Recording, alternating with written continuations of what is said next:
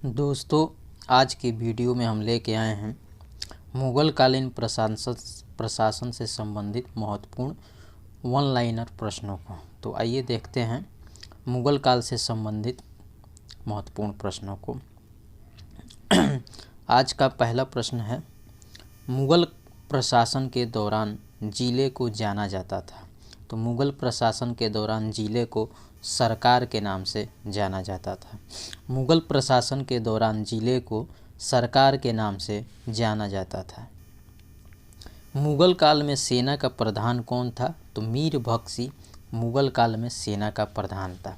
मीर बख्शी मुगल काल में सेना का प्रधान था। मुगल शासन में मीर बख्शी का कर्तव्य क्या था? तो भू राजस्व अधिकारियों का पर्यवेक्षण मीर बख्शी का मुगल शासन में कर्तव्य था। मुगल शासन में मीर बख्शी का कर्तव्य था भू राजस्व अधिकारियों का पर्यवेक्षण। अगला प्रश्न है, सही कथन है।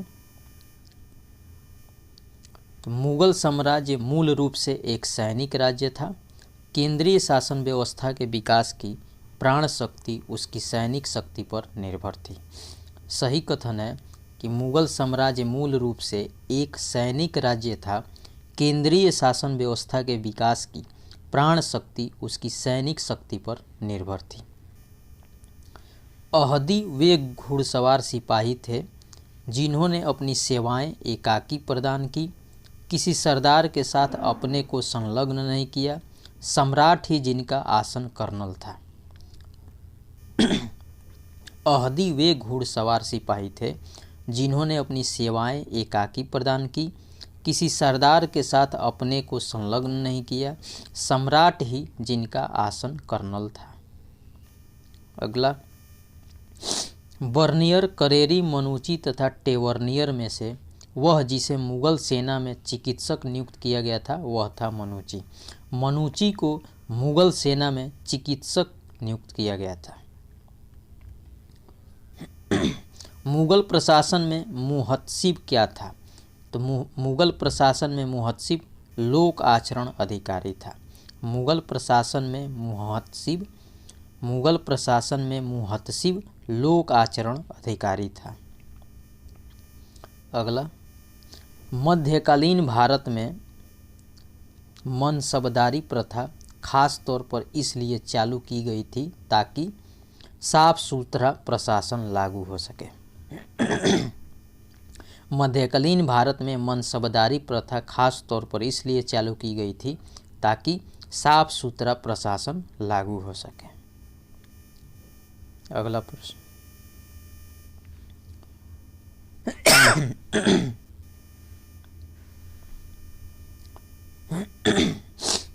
मुगल मनसबदारी व्यवस्था की विशेषताएं क्या थी? तो मुगल मनसबदारी व्यवस्था की विशेषताएं थी, जात एवं सवार पद प्रदान किए जाते थे। मनसबदार आनुवंशिक नहीं होते थे। मनसबदारों की 3 श्रेणियां थी। इसमें 33 वर्ग थे। उन्हें मशरूत अथवा सशस्त्र पद प्राप्त होते थे। उनका सवार पद जात पद से अधिक नहीं हो सकता था। समस्त कार्यकारी एवं सैन्य अधिकारियों को मनसब प्रदान किए जाते थे। मनसबदारी व्यवस्था राज्य के कुलीन वर्ग से संबंधित थी जिसे अकबर ने प्रारंभ किया था। मनसब पद केवल सेवा काल तक ही रहता था। मनसबदारों का चयन योग्यता के आधार पर होता था। एक बार और देखते हैं, मुगल मनसबदारी व्यवस्था की विशेषता, जात एवं सवार पद प्रदान किए जाते थे। मनसबदार आनुवंशिक नहीं होते थे। मनसबदारों की 3 श्रेणियां थी। इसमें 33 वर्ग थे। उन्हें मशरूत अथवा सशस्त्र पद प्राप्त होते थे। उनका सवार पद जात पद से अधिक नहीं हो सकता था। समस्त कार्यकारी एवं सैन्य अधिकारियों को मनसब प्रदान किए जाते थे। मनसबदारी व्यवस्था राज्य के कुलीन वर्ग से संबंधित थी जिसे अकबर ने प्रारंभ किया। मनसब पद केवल सेवा काल तक ही रहता था। मनसबदारों का चयन योग्यता के आधार पर होता था। अगला, मुगल कालीन भारत में राज्य की आय का प्रमुख स्रोत था तो भू राजस्व। मुगल कालीन भारत में राज्य की आय का प्रमुख स्रोत भू राजस्व था। मुगल प्रशासनिक शब्दावली में माल प्रतिनिधित्व करता है तो मुगल प्रशासनिक शब्दावली में माल भू राजस्व को प्रतिनिधित्व करता है। अगला मुगल सम्राट जिसने तंबाकू के प्रयोग पर निषेध लगाया था वह था जहांगीर। जहांगीर वह मुगल सम्राट था जिसने तंबाकू के प्रयोग पर निषेध लगाया था। मुगल प्रशासन में मदद ए मास किसको इंगित करता है तो विद्वानों को दी जाने वाली राजस्व मुक्त अनुदत्त भूमि मुगल प्रशासन में मदद ए मास इंगित करता है। मदद ए मास मुगल प्रशासन में विद्वानों को दी जाने वाली राजस्व मुक्त अनुदत्त भूमि को कहा जाता था। मध्यकालीन भारत के ऐतिहासिक स्रोतों में चकला शब्द का प्रयोग हुआ है तो वो क्या था चकला शब्द तो सूबा एवं परगना के बीच की क्षेत्रीय इकाई लेकिन सरकार के समानार्थी नहीं था। मध्यकालीन भारत के ऐतिहासिक स्रोतों में चकला शब्द का प्रयोग सूबा एवं परगना के बीच की क्षेत्रीय इकाई लेकिन सरकार के समानार्थी नहीं था। अगला प्रश्न अधिकारी और उनके कार्य हैं। दीवान ए तन जागीर एवं वेतन को देखता था। मुस्तारफी राज्य की आय व्यय का निरीक्षण करता था। मुशरिफ कार्यालय को संभालने के लिए था। वाकिया नवीस प्रमुख घटनाओं व फरमानों को सूचीबद्ध करता था। एक बार और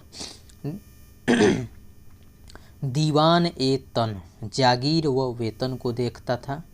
मुस्तारफी राज्य की आय व्यय का निरीक्षण करना था। मुशरिफ का कार्य कार्यालय को संभालने के लिए था। वाकिया नवीस प्रमुख घटनाओं व फरमानों को सूचीबद्ध करना इसका काम था।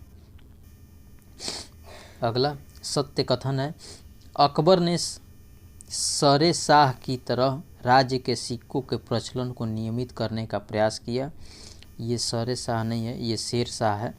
सत्य कथन है अकबर ने शेर शाह की तरह राज्य के सिक्कों के प्रचलन को नियमित करने का प्रयास किया। शेर शाह की मुद्रा पद्धति के समान अकबर के समय का ताम्र का प्रमुख सिक्का दाम था। सत्य कथन है अकबर ने शेर शाह की तरह राज्य के सिक्कों के प्रचलन को नियमित करने का प्रयास किया। शेर शाह की मुद्रा पद्धति के समान अकबर के समय का ताम्र का प्रमुख सिक्का दाम था। अगला वह जिसने राम सीता की आकृतियों और रामसीय देवनागरी लेख से युक्त कुछ सिक्के चलाए वह था अकबर। वह जिसने राम सीता की आकृतियों और रामसीय देवनागरी लेख से युक्त सिक्के चलाए वह था अकबर। मुगल शासन में तांबे का सिक्का क्या कहलाता था तो मुगल शासन में तांबे के सिक्कों को दाम कहे जाते थे। शाहरुख नामक चांदी के सिक्का चलाया बाबर ने। बाबर ने शाहरुख नामक चांदी के सिक्का चलाया था। अकबर के शासनकाल में दक्कन में भू राजस्व वसूली का प्रचलित आधार क्या था तो हल की संख्या। अकबर के शासनकाल में दक्कन में भू राजस्व वसूली का प्रचलित आधार क्या था तो हल की संख्या। वह मुगल कालीन नहर जिसका निर्माण फिरोज शाह की रजबवाह को पुनर्जीवित करके किया गया वह था सहाब नहर। मुगल कालीन नहर जिसका निर्माण फिरोज शाह की रजबवाह को पुनर्जीवित करके किया गया वह था सहाब नहर। इस वीडियो का आखिरी प्रश्न मध्यकाल में बंटाई शब्द का क्या अर्थ था तो मध्यकाल में बंटाई शब्द का अर्थ था लगान निर्धारण का तरीका। मध्यकाल में बंटाई शब्द का अर्थ था लगान निर्धारण का तरीका। तो ये था हमारा आज का वीडियो कैसा लगा आप हमारे कमेंट बॉक्स में ज़रूर बताइएगा। वीडियो को लाइक करें, शेयर करें और हमारे चैनल को सब्सक्राइब करें। जय हिंद, नमस्कार।